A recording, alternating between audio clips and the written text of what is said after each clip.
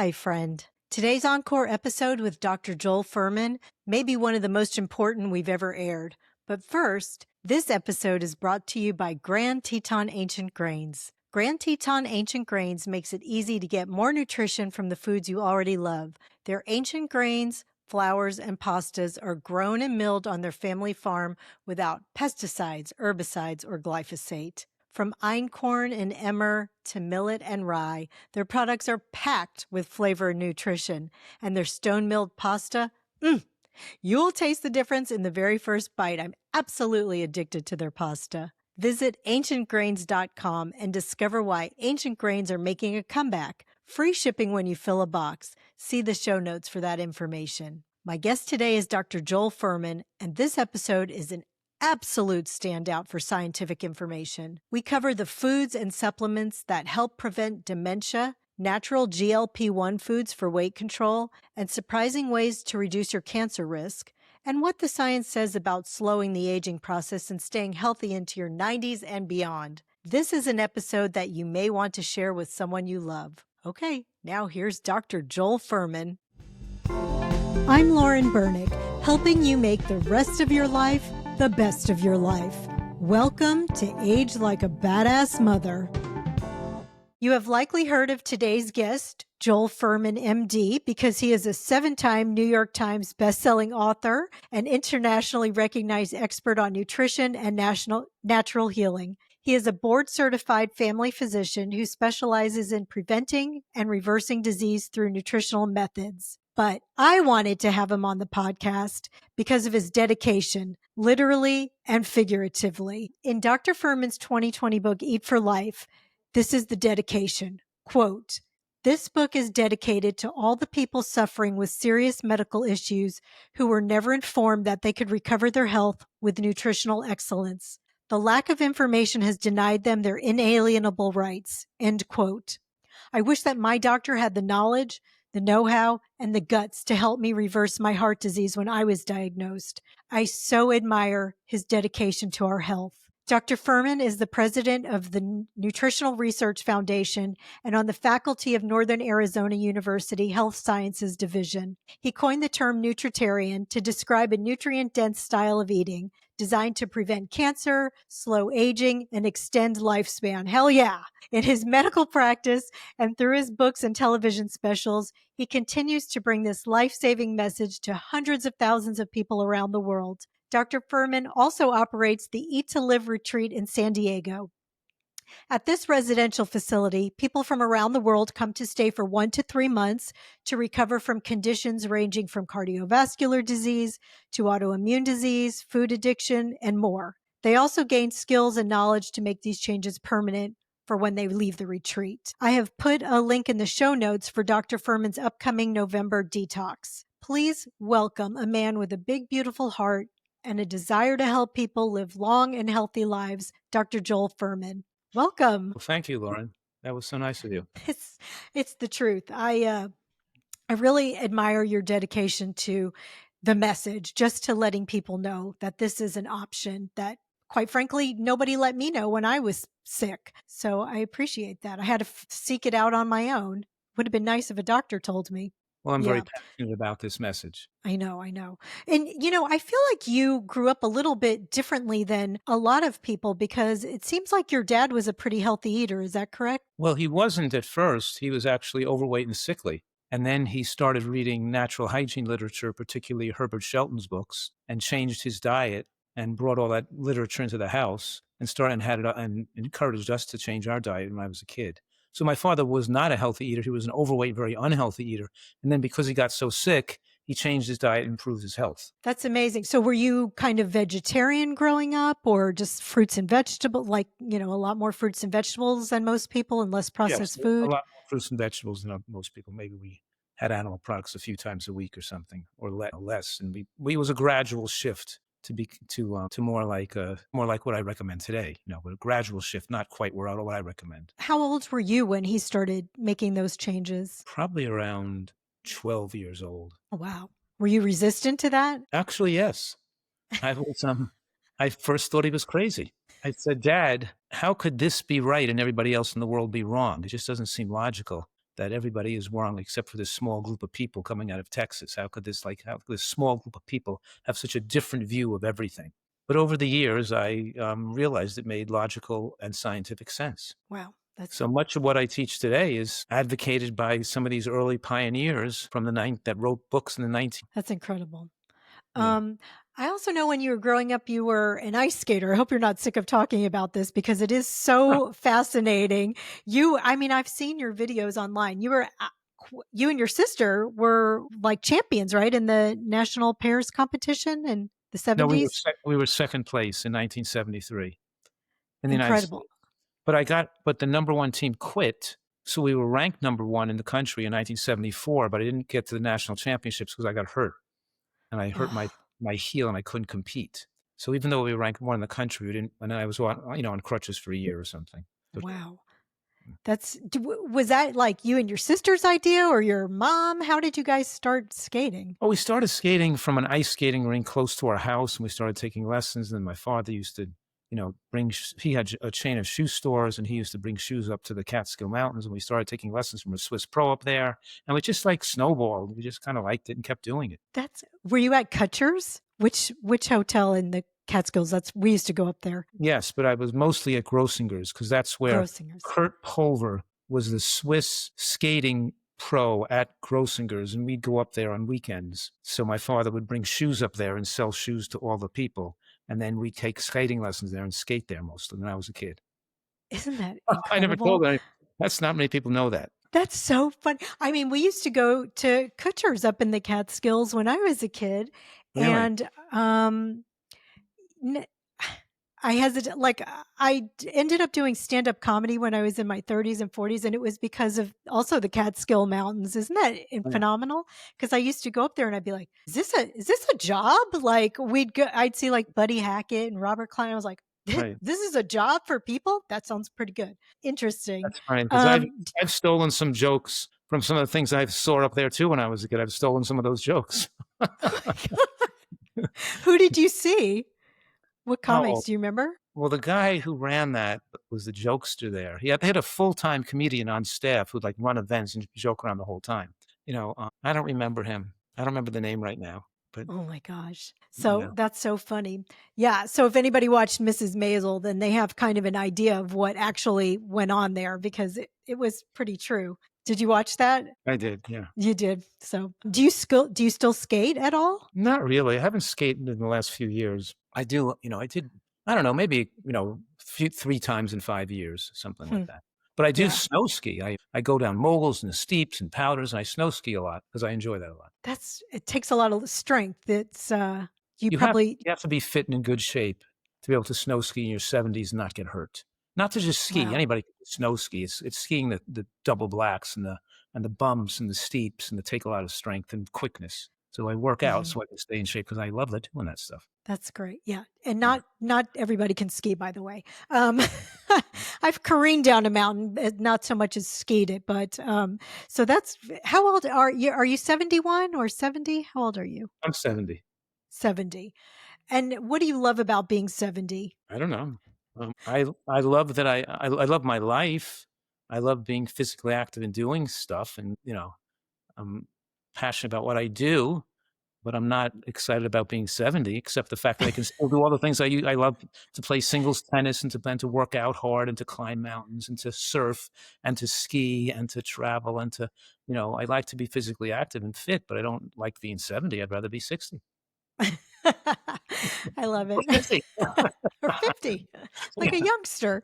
Yeah. That's so funny. And you actually went to medical school a little bit later, not too late, but what, you were about 29 when you went to medical school? Yes, Yeah. that's true. What made you decide to want to be a doctor? I didn't really want to be a doctor. It's just that I got into this nutrition thing and I was so passionate that nutrition was the answer for people not to have heart attacks, strokes, cancers, asthma, immune system disorders, rheumatoid arthritis, colitis. I started to observe the natural ability of the human body to keep itself free of disease and reverse disease.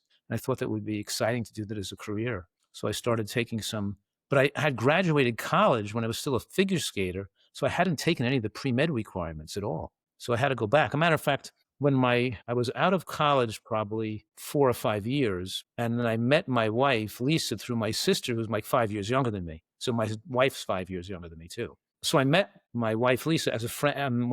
Mostly when my sister had a graduation party, I started dating my wife, Lisa. So I started talking to her and say, because she was applying and going to medical school.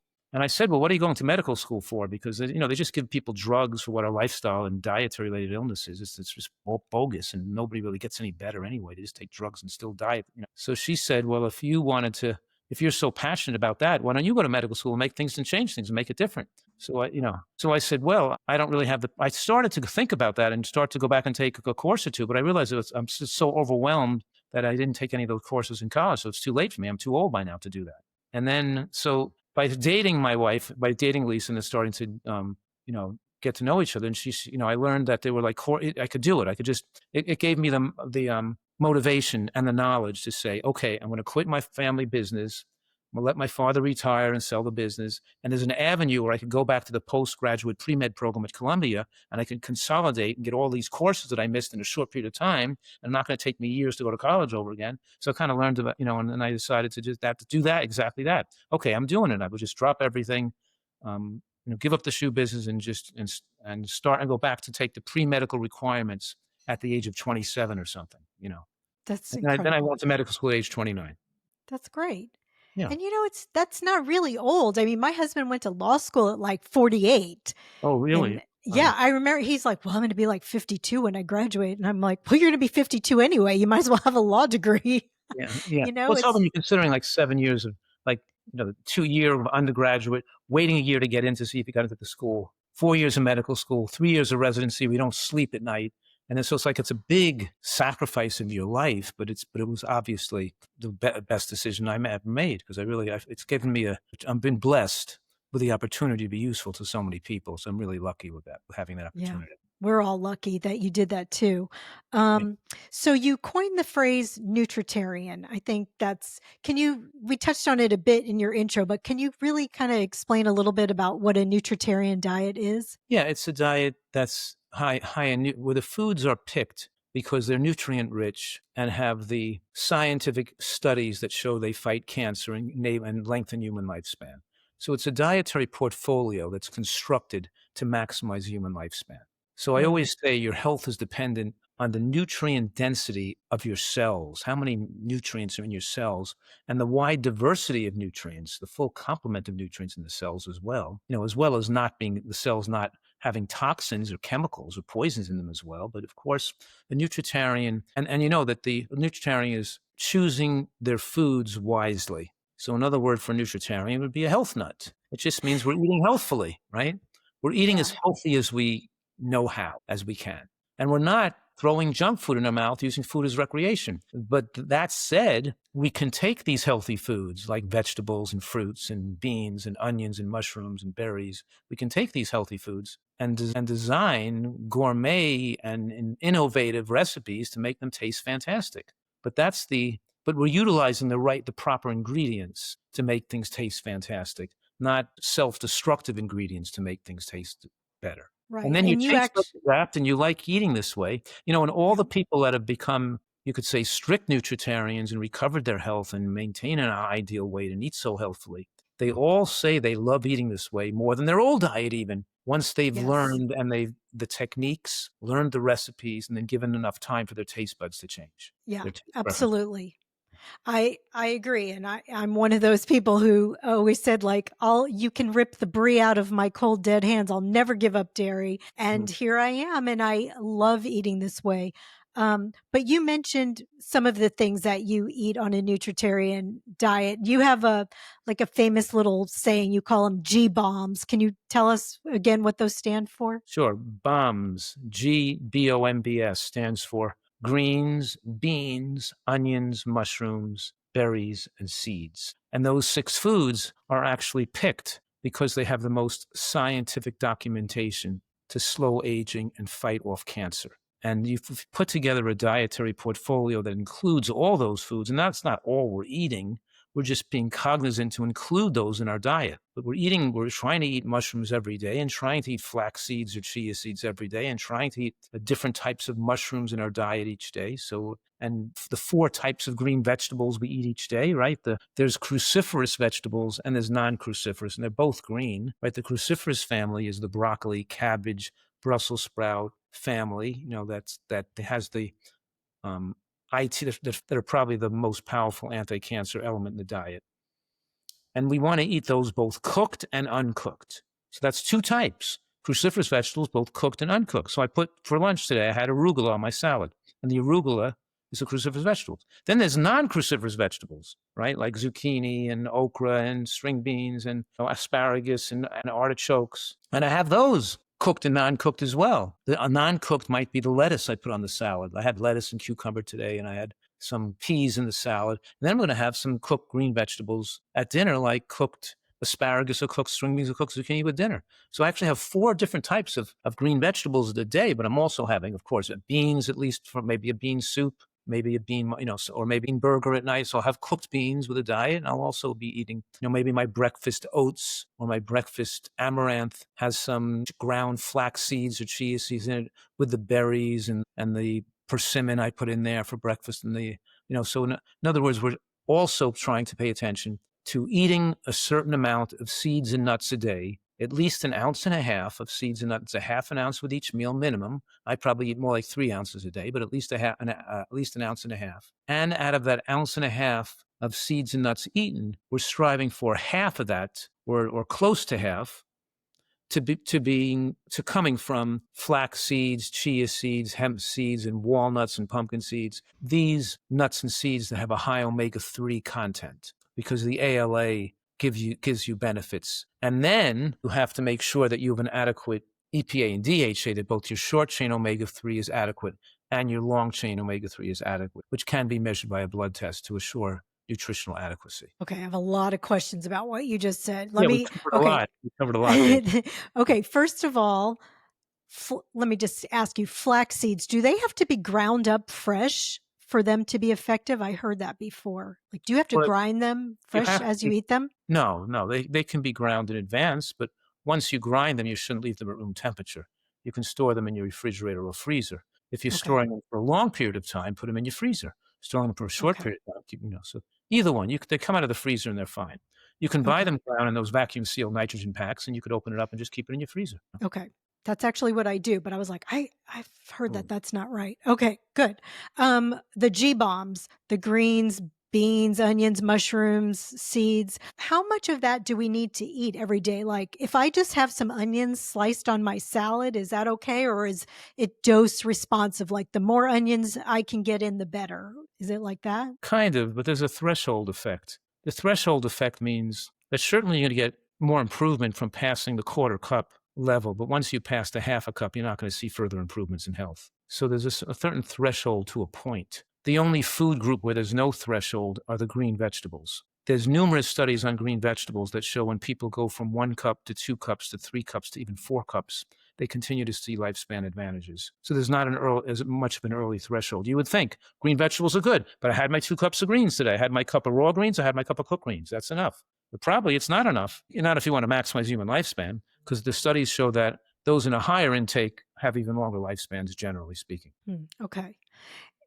So generally about a half a cup or more a day for mushrooms and beans and so forth? No, I'd say at least a quarter cup for mushrooms. You don't need to eat that many mushrooms. But really? Because this is just a guesstimate. And I'll tell you it's a guesstimate because there was a study on more than 100,000 Asian women. And these women had 10 grams of mushrooms a day on the average. That's the size of your thumb. And that's not even a quarter cup. And that one intervention decreased risk of breast cancer incidence by 64%. So if 10 grams, the size of your thumb, so probably we're saying, a quarter cup is probably 25 grams. So I'm just guesstimating that you're not going to see a huge more benefit. But when they looked at women who ate greens and mushrooms or green tea and mushrooms both, and they had a decreased risk of incidence of breast cancer by 89%. So we're talking about the power food has to control our health destiny. And most people out there have no concept of how powerful the right foods are to prevent cancer and to modulate our lifespan. Modulating our lifespan, of course, is mostly slowing aging, but preventing heart attacks, strokes, dementia, and cancer. Absolutely, because you don't that's the point of, and really the point of this podcast is because you don't want to live to be 100 and the last 20 years are like you're in a wheelchair and drooling on yourself. You want to be able Or to, be demented. yeah, who wants that? Right.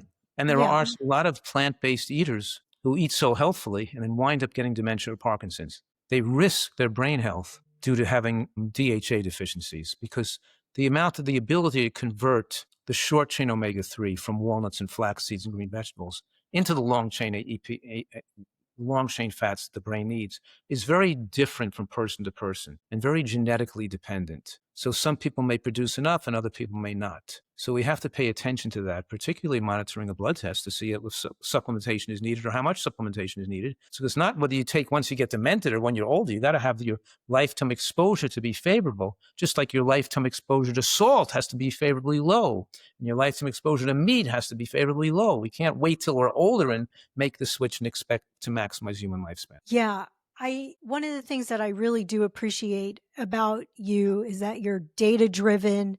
You read the studies and you analyze them and you don't have blinders on, because I think that a lot of the plant based doctors are like, just eat a plant based diet. You're going to be getting everything from that. And I used to think that. And,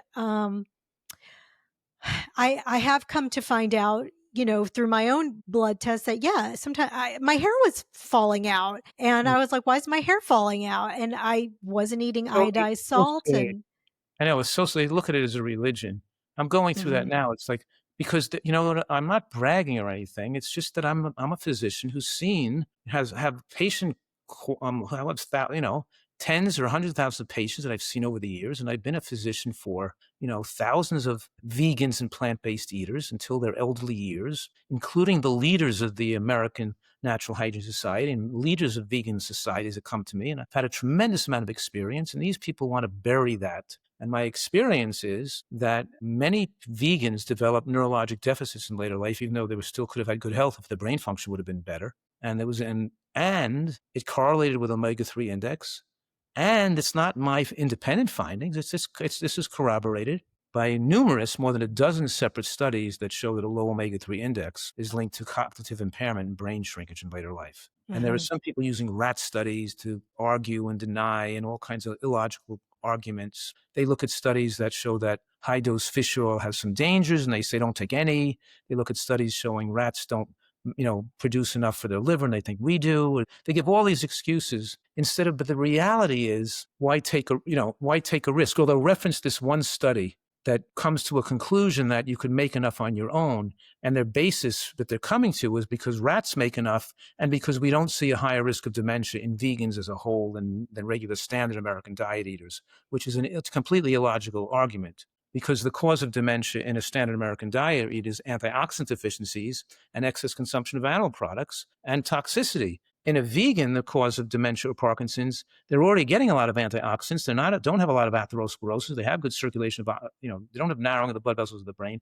Their cause of dementia is mostly caused by DHA deficiency. So just because vegans, even if they had less dementia than standard American diet eaters who are doing everything wrong, vegans are just doing a little thing wrong. So why should we put people at risk? And why should a lower number of percent of people getting dementia just because of this religious like ferocity that people passionate have to think that the vegan diet is adequate with no supplementation. So Yeah. you get a lot of deniers out there that don't, and they're not well versed in the science. They don't look at all the data out there because if they did, they would see the huge risks from low omega-3 index. We have lots of studies documenting that. And my personal experience is frightening, as all the patients I've cared for that were super healthy eaters and that developed dementia, including many of the well-known people that people know, like Shelton developed Parkinson's and Sidwa developed Parkinson's and Alec Burton developed Parkinson's and Dr. Vetrano developed dementia and so we're talking about, they all, Joy Gross developed dementia. All these people who lived so healthfully on these, not just a vegan diet, but like a natural, organic, plant-based diet, still developed neurological deficits. And even if it wasn't it's the majority of them, but even if it wasn't the majority, even if it was 10%, and it's not, it's like 80%, but if it was 10%, it would still be something we should be careful of if we could prevent it from happening. So the foods we should be eating are for this: nuts, seeds, flax, chia, pumpkin seeds. Is that correct? Walnuts. But But Yes, what supplementation? We should be taking algae or? yes, we recommend, right, both, because we need the short chain omega-3 fatty acids, which have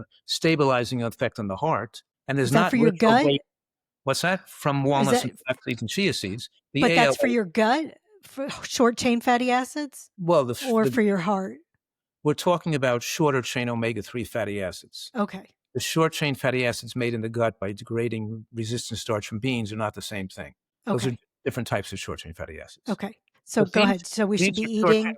omega-3s. Short chain omega-3s come from walnuts, flax seeds, chia seeds, hemp seeds, and green vegetables, and those are necessary. But you still should take some long chain omega-3 fatty acids, the algae oil or the fish oil, but usually algae oil for vegans, to get both the short chain and the longer chain omega-3s. Now, I'm being very clear that some individuals can produce adequate omega-3 fatty acids without taking the supplement, but that should be documented with the blood test. Right. People will say, "Oh, the blood test doesn't matter. Whatever it shows isn't accurate." But that's not what the studies shows. The studies show that it does correlate with the risk of brain shrinkage and dementia in later life. So it would be really foolish and um, and irresponsible to have a person to be on a 100% vegan diet and ignore the fact that they have a low omega-3 index. Okay. So people should get a blood test. And It's then what are right. the other supplements you recommend? I think zinc and B12 B12. and what else?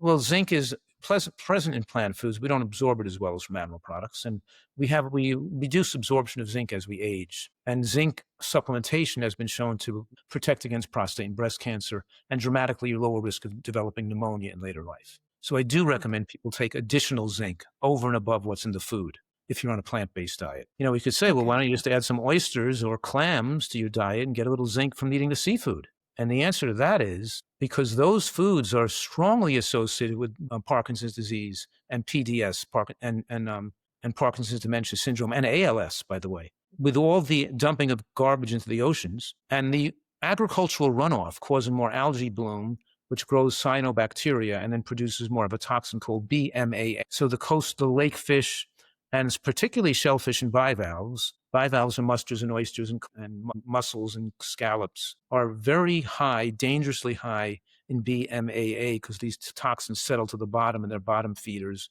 And people who consume these foods regularly have increased risk of neurologic deficits. And there's clusters of ALS around Chesapeake Bay and inland lakes for people being poisoned with these substances. So we're no longer recommending people utilize these zinc-rich seafoods or DHA-rich seafoods as a source of these nutrients. It's safer just to go right to the supplement. That's crazy. I have a friend, actually, we interviewed her on season 1. My friend Susie, her sister is a fishmonger and she won't eat fish. She said, she's not even talking about like the microplastics. She's talking about when you cut open a fish, there's actual garbage in it. She's like, it's disgusting. I won't eat fish anymore. And that's what Yep. she does for a living.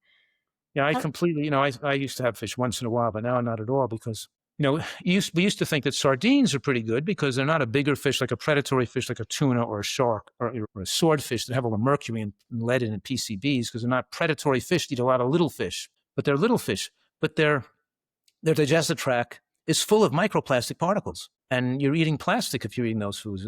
Probably 50 years ago, it was probably a cleaner food. But in today's society, you're getting too many chemicals in your body when you eat those foods. Yeah. And, people go to Starbucks and they pour hot coffee into plastic lined cups and they get a lot of plastic that way. And there's so many plastics in people's bodies today. They're endocrine disruptors and they contribute to the cancer, the process of carcinogenesis. Yeah. There's so many things, Yeah. things that we do to ourselves. But yeah, that's why this kind of diet can stave off a lot of that. Right. You also are a big proponent of eating at least one salad a day. Is that, you still do that? Absolutely. Yeah. That's my mantra. I say the salad is the main dish. In other words, at least one meal a day, you have a big salad as your main dish. And we do that here in the retreat at lunchtime. We try to structure the diet to make it skeletonized so it's easily reproduced when the person goes home. So people come to my retreat and the breakfast is typically, like a little bit of grain with some ground seeds, a cup of wild berries on top, with some mango or cherries or something. So it's pretty, so you have your fruit, your berries, your grain, your seeds, your plant milk. And then for lunch, you have a big salad, a bowl of vegetable bean soup, and some fresh fruit. People had figs and kiwis today after they had a corn mushroom bean soup, and then they had a big salad with a one of those Thousand Island type dressings made with tomato sauce and garlic and pine nuts and hemp seeds. And we make the dressings. They're not made with salt and oil. They're made instead of oil and vinegar. We're using nuts and seeds and vinegar. So we'll use roasted garlic and a thickened tomato sauce, or it could be mix an orange with some cashews and toasted sesame seeds and blood orange vinegar. So whatever it is, we're not using oil. We're using the whole nut or seed as the fat source, which makes a huge difference. And people underestimate that one little change in your diet that has such a huge implication for your future health. And that is, get your fat from nuts and seeds, not from oils. Huge difference. And creates, people to be furious, and because they've been brainwashed to think that oil and they said, well, what about the Mediterranean diet? What about olive oil? What about the olive oil? Yeah, what are you talking about? Everybody else is drinking olive oil. What are you saying? Eat nuts and seeds. So they've been so brainwashed by the media and by the power of the food industry to spend billions of dollars to market, nonsense and myths, that they don't understand the avalanche of scientific information showing the anti-cancer and lifespan enhancing benefits of things like walnuts and flax seeds and chia seeds compared to oil. Yeah. They just think, oh, sure, oil is better than butter. We don't buy a car by comparing it to a junkyard wreck. It's better to eat oil and animal fats and butter, sure. But it's not better to eat olive oil than to eat a walnut. So you got to see and what are the huge benefits you get from walnuts? You get a 40% reduction. We're talking about, the studies show like a 15% reduction in cardiovascular death from using olive oil, which is significant compared to using other sources of fat, right? So that's not a bad thing. But people using nuts and seeds as a source of fat get an additional 40% lowering of cardiovascular death and just a heart attack rate, which is huge. An additional 40% lowering from people who use olive oil. So we're talking here about a huge benefit from these nuts and seeds we're talking about. And as well as about a 30% reduction in all-cause mortality. So I'll repeat that one more time. A 40% reduction in cardiovascular mortality and a 30% reduction in all-cause mortality. There's no other food that has that degree of benefit, maybe except for high green vegetable consumption. And it's not one study. I'm not referring one study. I'm referring more than 50 studies that corroborate this information. And I published a journal article that says, the title, it was Nuts and Seeds for Prevention and Reversal of Heart Disease, published in the International Journal of Disease Reversal and Prevention. And that study that we published had more than 50 references documenting the evidence here. So it's kind of like irrefutable. It's proven information by now. Yeah. Yes, I came to this way of not eating nuts and seeds for a very long time. And I've reversed my stance on that because of studies like this. And so again, I appreciate you bringing this to 50 studies attention. trump one study, right? Yeah. 50 studies with hundreds and hundreds of thousands of people trump one study with 50 people. Well, every time I would bring nuts and seeds into my diet, I have that familial high cholesterol and high LP(a) and all that. And so every time I would bring nuts and seeds into my diet, my cholesterol goes really high. But I've come to realize that it doesn't matter. I have to go with, maybe it's making my cholesterol higher, but I'm not eating any other cholesterol. I'm not eating sources of cholesterol, dairy and chicken and all that. So whatever my body is producing, it's producing. Yeah. It might be bringing your cholesterol to a level that's beneficial to your long-term health. Maybe you needed that cholesterol for your brain. But what I'm saying right now is that's not what the studies show. The studies show that dose dependently, that as you eat more nuts and seeds, cholesterol goes down. So it doesn't mean there's certain outliers. It's going to be different for some person or different for you. But the studies show generally, when you take large numbers of people, the cholesterol goes down with increased levels of nuts and seeds. And that's because the sterols and stanols in nuts and seeds bind fat in the gut, and they suck oxidized LDL out of the bloodstream for excretion in the stool or the feces. And oxidized LDL, not total LDL, is the worst actor, the bad actor causing heart attack deaths. So the inclusion of nuts and seeds may not have a huge effect, but it does lower LDL cholesterol, but it lowers oxidized LDL even more in a more profound way, and offers dramatic protection against both cardiac arrhythmia, sudden cardiac death, and myocardial infarction, all causes of cardiovascular death. Yeah. My oxidized LDL is very low. My Okay? LDL is not low. But There you you know have it. what? I have to The just make oxidized LDL. decisions. I It's the have to make oxidized LDL decisions. that's important, not the total LDL. Right. So you're And, doing we've fine. been brainwashed like you have to get your cholesterol down, you have to get your LDL down. I mean, mine's not going down. I can tell you, I don't need a bit of, I mean, I What's the don't number need, of your LDL?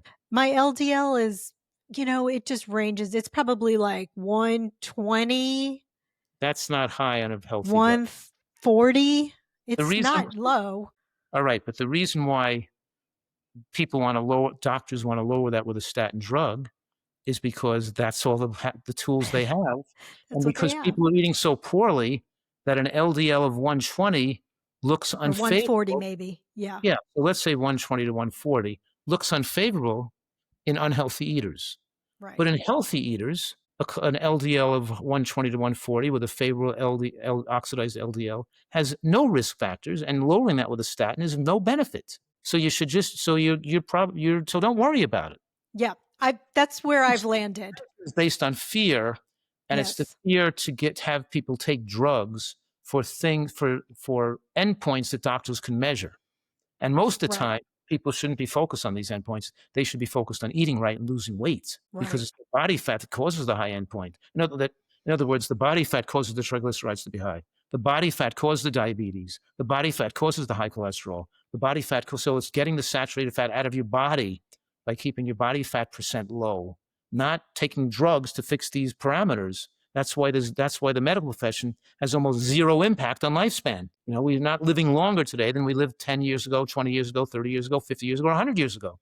We're not extending lifespan with modern medical care. Nothing's happening. If anything, it's gotten worse, not because of doctors. It's gotten worse because people are eating even worse and getting heavier. But doctors contribute to the shortened lifespan in a way Yeah. that's intellectual because people think what doctors do is so powerful, and they think doctors have the answer to save lives. So therefore, they don't pay attention to their diet because they think the drug is going to be good enough. If they lower their cholesterol with the drug, or they lower their blood pressure with the drug, they lower their blood sugar with the drug. The drugs are like permission slips. The Hmm. prescription pad I call a permission pad. It allows people to live. Yes. When doctors never had these drugs and interventions, people would be forced to get their blood pressure down and get their blood sugar down and get their cholesterol fixed with their diet and exercise programs. So Yeah. they just allow people to be more on a subconscious level to think they're okay when they're not okay because the drugs Right. make things look better. Right. Yeah, my cardiologist was like, "Well, he's like after he gave me the Cleveland Heart Lab panel and my numbers came back so great, he was like, "Well, I still think you need to eat a paleo diet and take a statin." I was like, "Okay, well, we're going to not do that." But why do you think the keto and the paleo are so appealing to people? Is it because they get to eat meat, or I know that it has some short-term benefits, but what's the long-term damage of eating keto and paleo? Well, first of all, if you asked me what was the most profound and surprising data from the world of scientific literature over the last 5 years, the answer would be that multiple studies with more than 100, each study from different researchers around the world corroborating each other, showing the same thing, that as animal protein goes up in the diet, so does lifespan go down in a dose-dependent manner. So we have excellent evidence that as animal protein goes up, longevity and lifespan goes down. So much so that the highest risk of premature death, and premature death is defined as death before the age of 70, was found in people on keto diets. They had because they're generally eating less than 30% from carbohydrate. So the low carbohydrate diet, creating chronic ketosis, chronic acidosis, causing dramatically lifespan shortening, consistent or worse than cigarette smoking. Yeah. So we're talking about you can smoke cigarettes to lose weight too and get some That's my shortened, mother did that. you get soft. That's a soft endpoint. A soft endpoint means you lost weight, your triglycerides look better, your sugars look better, your appetite's down. That's called a soft endpoint. Even the cholesterol lowering a statin drug is a soft endpoint. A hard endpoint is actually age of death or whether you got cancer or a heart attack. That's called a hard endpoint.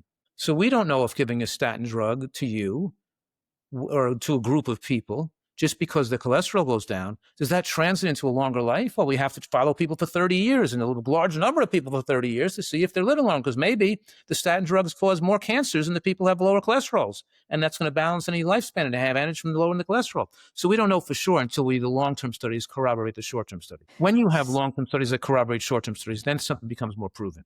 In the field of keto, we know that they have some short-term studies that might show some soft endpoint benefits, but we now have the long-term studies that have come out in 2018, 2019, 2020, 2021, 22, and 23. We have more than 6 different studies now, all with large numbers of people followed for decades, showing that those diets are exceedingly long-term dangerous. And there's no short-term benefit that you get from that diet over and above a nutritarian diet without taking those dangers into account. What I'm saying right now, you could do it in a healthy way and lose the weight and get rid of, you don't have to go to an unhealthy way to lose weight. You don't have to smoke cigarettes to lose weight. There are safer ways to do that. You don't have to go on keto to lose weight. And anything you do short-term is not going to result in any benefit either. So if you did it short-term to lose weight, you still wouldn't stay at that weight if you went off the diet. So you might as well learn the right diet you're going to need to stay with long-term. It's just ignorance and also misinformation in the form of propaganda that people want to believe because they like eating, certainly they like eating animal products. They like eating meat. That's what I think. I think that people like eating that and that gives them permission, like you said. But I want people to understand that. Billions of dollars spent on that. There's billions of dollars put out by the animal agriculture industry. Billions of dollars by the dairy industry alone, and the egg industry spends billions. There are not billions spent by the bean industry and by the broccoli industry. So there's a huge amount of propaganda and even supporting people advocating those type of diets with money to perpetuate the consumption of these dangerous foods. Yep. You never hear about big broccoli infiltrating the system. Right. Yeah. And so, but I want people to understand that the all-cause mortality was the people who had the highest death with the people who ate the lowest amount of good carbohydrates, right? Is that correct? But what these studies showed that even though animal protein was linked to shortened lifespan, dose dependent, the more you ate, the shorter your lifespan. Plant protein was linked to longer lifespan, not plant carbohydrate, but plant protein was linked to longer lifespan. So ultimately, it's eating more plant foods that are rich in protein. And the 3 foods richest in protein that are from plants are nuts and seeds, beans, and green vegetables, particularly green vegetables. So green vegetables, beans, and nuts and seeds are also foods that are linked to longevity, not just because they contain a lot of plant protein, because they contain a huge amount of bioflavonoids and other phytonutrients that prevent cancer. So we know we're green vegetable dependent animal, and we also have ergothioneine receptors that have anti-aging effects that come from mushrooms. So the point I'm making is that these plant foods that are rich in protein are superfoods that prevent cancer. And almost all of the plant categories have adequate protein except for fresh fruit. So the only way you make a plant diet harmfully low in protein is by pouring oil on your food, because for every 100 calories of oil, you sucked out 6 to 8 grams of protein that you could have gotten had you had the fat from the whole food, from the nut and seed, or eating too much fruit. When your diet, especially as we age and our protein needs go up, if your diet is too high in fruit, then you're cutting down the protein of your diet, because intact grains, vegetables, beans, nuts, and seeds, the other 4 categories, and beans or legumes are all food groups that are much higher in protein. Can you talk a little bit about resistant starch? Yes, we score carbohydrates on a hierarchical scale of quality based on their nutrient levels, their anti-cancer content, their anti-cancer nutrient content, and their levels of fiber and resistant starch, and their glycemic load.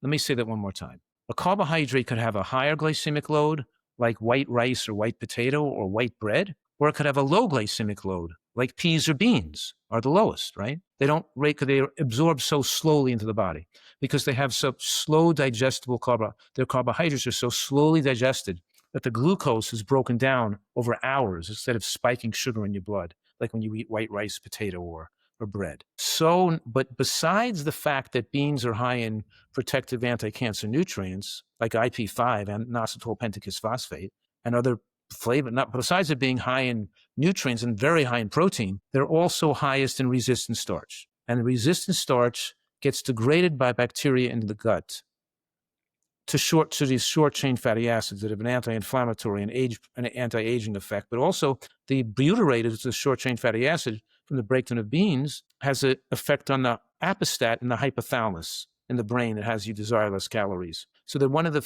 it produces these messengers that signal the brain that you've had enough food and you're not hungry anymore. So the beans are very filling, and the resistant starch calories don't enter the bloodstream. They actually, they turn into these short-chain fatty acids so far down in the digestive tract that 90% of those fats are lost in the toilet bowl.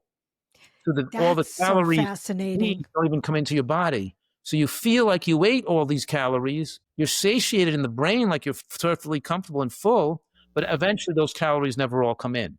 So it makes you moderate. So they're a great aid for weight loss and people with a metabolic hindrance to weight loss. But because some of those starch calories are not coming in, the 30% protein content of a bean is not really 30%. It's really like 37% because all the carbohydrate calories don't enter the bloodstream. So as a percent of calories that enter the bloodstream, the beans are even higher in protein than you thought. Yeah, that's the craziest part of it all, is that you're not even absorbing all those calories. So you're getting all the benefits from the food. And that's why people tend to lose weight on this kind of Yes. diet or lifestyle. It's Yeah, and amazing. all the calories from nuts and seeds are not absorbed either. A lot of the calories Right. are carried out into the toilet, so you get satisfied. You know, when you eat greens, beans, and nuts and seeds, they act like a natural GTPL1 or GT, Oh, PL1 yeah. inhibitor. They Like kind of like slow gas. Ozempic, Yeah, they make you feel Ozempic and satisfied, Wegovy. not craving to eat all day long. They make, so we're trying to, and this is the secret to, this is the secrets to superior health and a long life. You eat these Yeah. foods that humans are supposed to be eating. Yeah. So you're saying by eating this way, really not eating meat, dairy, oil, by eating lots of fruits and vegetables, by eating a big salad every day and chewing it. You're a big proponent of chewing a lot. I know that, right? Yeah, What's your rule about chewing? well, what I'm saying is that the most powerful longevity promoting nutrient and the most powerful anti-cancer nutrients come from cruciferous vegetables like arugula and kale and bok choy and broccoli. But that nutrient, the ITC with all that power, is not in the vegetable until you chew it. It's formed in your mouth as you're chewing it. And the amount you form of this lifespan enhancing substance is based on how well you chew the food. You have to break open the cells and release the myrosinase compound that's found in a little packet in the cell wall. And you have to break open those packets for the chemical reaction to form the isothiocyanates in your mouth. So how well you chew those green vegetables is dependent on how much ITC exposure you have. So yeah, we want people to be mindful during their lunch and to try to really chew down those vegetables to a liquid to get maximum anti-cancer benefit from it. I need to be a little better about that. Like when I remember I do good, but then sometimes I'm just chowing. I need to be. So you're saying if we do all these things that we should have a healthy lifespan of 100 years, by eating the nuts and beans and greens and berries and That's right. mushrooms and That's right. I'm yeah. saying that we'll be absolutely clear here that the average American lives usually between 75 and 80 years old. It's a bell-shaped curve, so some live 70 and some live 85 or 90, but they all center around 78 years old, let's say. And the blue zones around the world, where people eat more plant food, they usually have 8 to 10 years added lifespan. So they're living like 85 to 90. If I gave them 10 lifespan over America, their average life might be like 88 with a bell-shaped curve. Now, a nutritarian gets an additional 10 years of lifespan on top of that, on top of a blue zone. So most nutritarians, we're saying, are living between like 95 and 105 years old, and their centered death point might be around 100 years old. And that's what I'm claiming is like more of a natural lifespan from people who that we should expect if we took care of our health. We're not going to live to be 120, but we can live to be 100 years old. And be healthy. That's the thing. So, okay, I'm just going to ask you a couple more questions, but did we cover what are the 3 factors that slow aging? Did we kind of work that in already? We covered a lot of it, but let's have people write down these 5 words as the most proven methodology to slow aging. Most proven of anything to slow aging. Okay. Say what these 5 words are. It's moderate caloric restriction in the context of micronutrient excellence, or moderate caloric restriction with micronutrient excellence. Trying to meet our micronutrient needs in an excellent manner means that the density of our cells have enough micronutrients in them, and the diversity is very wide of all the nutrients humans need. And the moderate caloric restriction means that we're eating the foods that satisfy us nutritionally so we don't become a calorie-consuming monster. We don't want to overeat foods anymore. Overeating is because we're not eating to get our nutrient needs met, and people are eating so unhealthy, it forces them to overeat and get overweight. because body fat percent is is incredibly strong factor which controlling your longevity. So your caloric window controls your longevity. When you don't eat healthy enough, you desire a higher caloric window. When you eat very healthy, you desire less calories and you're satisfied with less. And then if you're overweight, significantly overweight, you can't be healthy. There's no such thing as a healthy overweight person because fat cells make you insulin resistant. They spew out pro-inflammatory cytokines and lipokines and free radicals, and they raise estrogen levels, increase the risk of prostate and breast cancer. And there's all these biological mechanisms which make you age faster when you're overweight. So you can't be healthy and overweight. What's the most miraculous recovery you've ever seen? I know you've seen a lot. Do you have one that stands out in your mind? I have two that stand out. One is a lady named Lee, and she had metastatic breast cancer to her bones with a positive bone scan. And after following this diet for a year, her bone scan cleared and she had no signs of breast cancer anymore. Wow. And that was with no chemotherapy or no intervention except for the diet. Yeah, that's incredible. That's an incredible recovery. I'll give you one more, which is pretty incredible. She was a 16-year-old girl on the National Renal Transplant list with lupus nephritis, which had destroyed her kidney. Her creatinine was 4.2. And after following this program, her lupus disappeared and her kidney function all came back to normal again with a creatinine of 0.8. That's 4.2 represents the loss of 90% of kidney function, waiting for a kidney transplant to the point of having a normal kidney and not needing having more health problems again. So her How kidney long did that take? Itself. What's that? How long did that take? It took about 9 months. 9 months. 9 months. You can have a baby in 9 months. Yeah. This person grew back a new kidney, right? Amazing. That's incredible. Yeah. I've had so many satisfying, it's so rewarding. Obviously, I went to medical school because I knew this would be exciting to watch people get well. I knew I'd love doing that, but it's always thrilling. After 30, 40 years of doing this, I see people get well every day, and it's just always thrilling. People come into my retreat here, and then within 80% of them are diabetic free in the first 8 weeks. Just this morning, somebody said to me, I'm off my 80 units of insulin. My sugar was 105 this morning. He's only been here, what is this, the time I came out the first of the month, and today's like the 16th or something. I don't know. He's only been 15 days. Weeks. It's been 15 days and he's got rid of his diabetes already. It's amazing how it's always exciting and encouraging. And people come here with non-healing wounds, and they come here with some like brain fog and sometimes even dementia that clears. They get their function. Sometimes they can't walk, and now they're able to go out and walk a few miles. It's amazing how we can facilitate healing if we do everything right. But I also have a soft wave machine here too. It gives water shock waves, like lithotripsy to break up kidney stones. It gives shock. We have a very high-tech machine that breaks up calcifications in joints, like when a person has a frozen shoulder or a back or a bad knee. So when they're eating right and losing weight, we're trying to restore the function of their joints so they can now be active, go in the pool, go for hikes, play games. So we have this very expensive high-tech equipment that works pretty complementary with the low-tech diet to get rid of people's aging joints and osteoarthritis, and back problems, knee problems, shoulder problems, wrist, carpal tunnel. And so in combination, that helps in combination with the diet. It softens up scar tissue and calcifications that cause joint pain. I'm going to put all of that stuff in the show notes along with your detox program that's coming up so people can find out about it. But that's got to be incredible to see that happen. Let me ask you some personal questions now. What was your favorite concert you ever went to? Favorite concert? Yeah. Probably Jay in the Americas. When I was in college, I was like thrilled by what was like one of the first concerts. They were so cool and so good. You ever hear them? I feel like I've heard of them, but what was their big song? Caramia? Caramia. Can't say I'm familiar how about with them. Only in America? Let's see. I don't know. That was your favorite concert? Well, probably the first one. I love Bruce Springsteen too. Yeah. That one I've heard of. Yeah. That kid's up and coming, that Bruce Springsteen. Look up Jay in the Americas, though. Jay in the Americas. I bet you I know who they are. I mean, I love music from all. His name was Jay Black. He's probably dead. Jay Black. Yeah. Poor Jay. He wasn't eating a Nutritarian diet, probably. Well, I don't know if he died. I don't know. I'm just saying. He's older than me. So We'll find out if Jay's still alive. I'm going to dig into that. What was the best advice you've ever received in your life? It doesn't have to be anything around eating well. the best advice I've received has to do with learning how not to be stressed and learning, and that it really comes from getting rid of your ego and having compassion for others. Because if you don't have an ego, then you don't care what people think of you. You don't care what people are saying. You can't be affected by anybody else because you don't care. You get all your self-esteem from how you are treating others and your compassion and feeling for others. So I think it has to do with, it's not like one best advice. It's the culmination of advices from various things I've learned along the way.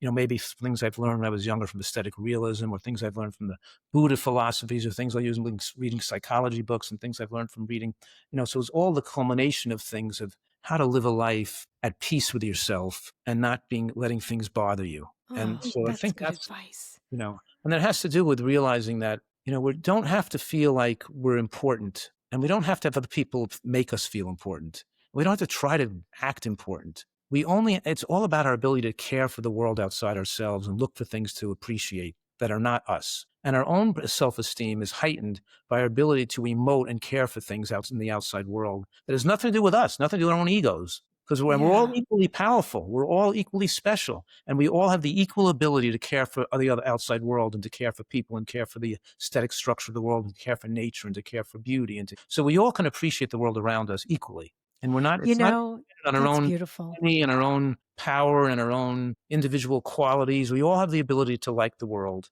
And we all can, and our ability to be emotionally healthy gives us the ability to feel more for and care and want to care for other people and help them.